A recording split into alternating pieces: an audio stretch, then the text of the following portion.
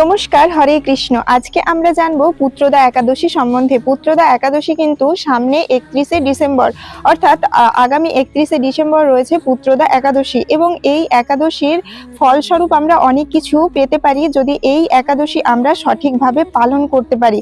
তাই এই একাদশীটি সবাইকেই চাইবো যে সঠিকভাবে পালন করুন, এবং একাদশীর দিন যদি আপনি একাদশী নাও করেন তবে নিরামিষ ভোজনটি করুন, কারণ একাদশী একটি বড় দিন, বিশেষ দিন। সেই দিনে আমিষ আহার গ্রহণ করা কিন্তু একদমই উচিত নয়। আর এর মাহাত্ম্যটা এবার বলবো। একাদশী, এই পুত্রদা একাদশীতে যাদের পুত্র সন্তান নেই বা যারা চাইছেন আমাদের পুত্র সন্তান হোক, তারা কিন্তু এই একাদশী স্বামী স্ত্রী একসাথে অবশ্যই এই একাদশী পালন করতে হবে, তবে কিন্তু পুত্র সন্তান প্রাপ্তি হতে পারে। এর পেছনে একটি গরুড় পুরাণ অনুযায়ী একটি কাহিনী রয়েছে। এক সময় একটি রাজা ছিল যার সমৃদ্ধিশালী এবং যার সম্পত্তি ছিল অনেক বেশি, কিন্তু তার কাছে সমস্ত কিছু থাকা সত্ত্বেও একটি পুত্র সন্তানের অভাব বোধে তিনি ভীষণভাবে অসুস্থ হয়ে পড়েন এবং নিজের মনকে কিছুতেই সান্ত্বনা দিতে পারছিলেন না।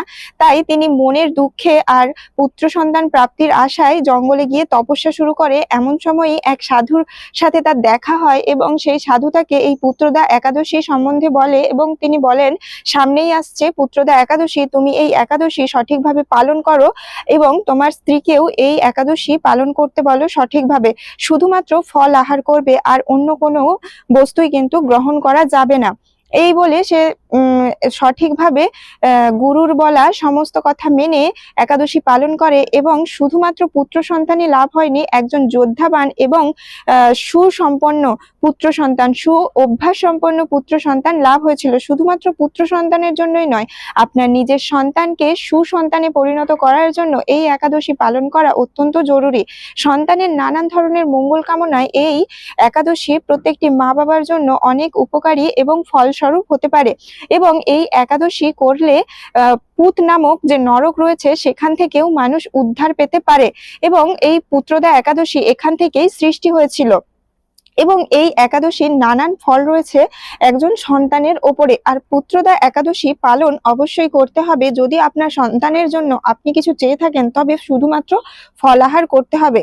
নানান বস্তুই আমরা এখন আহার করি একাদশীর দিন। একাদশী পালনের সঙ্গে সঙ্গে আমাদের এটাও জানা উচিত যে একাদশীটি ঠিক কিভাবে পালন করতে হয় এবং কি কি খেতে হয়।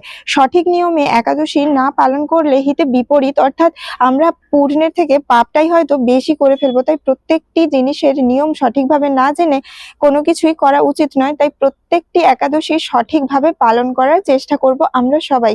হরে কৃষ্ণ।